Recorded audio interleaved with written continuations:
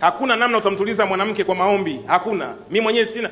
Alikuja mwanaume mmoja pale, mke wangu ananitesa, naomba nikamwambia sina maombi, katafute hela. Maombi ya nini? Wanataka maombi au wanataka majibu hao?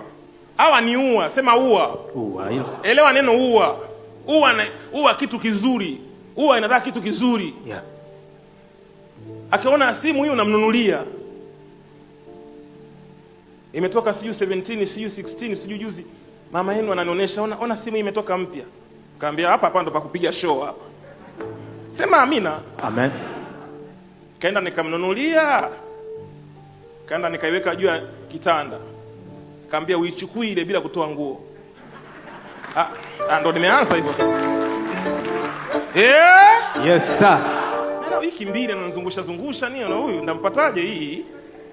Kaambiani ile unaichukua pale kambare hategwi kwa simba. Sema amina. Amen. Kaambia ichukue pale lakini sio na nguo.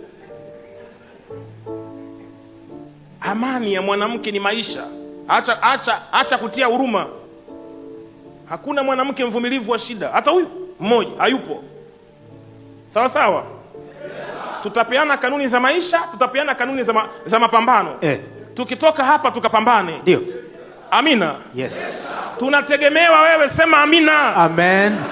Au ukikaa ndani ya boksi la dini umeisha. Utamuona hadi mama yako mbaya. Wako watu waongee na mama zao leo kisa ameama dhehebu eti. Dhehebu ongee na mama yako. Mama anuniwi. Wala ugomvi wa baba na mama uingiliwi na mtoto. Wewe unajua wamegombana nini? Mimi sitaki kujua ugomvi wa baba na mama, sitaki kujua. Sasa mimi nimeona wanawake walivyo. Anaanza kunyima show hivi unajiona. Unakula kwa macho. Yes sir. Sitaki kuingilia ugomvi wa wazazi mimi, sitaki. Sijui wanachogombania, sijui. Kwa hiyo usiingilie ugomvi wa wazazi. Hata mama aje akuelezee vipi kuhusu baba yako, yule ni baba yako. Kuna vitu alitoa ndo ukaja wewe. Bila matiro alotoa yale wewe uji.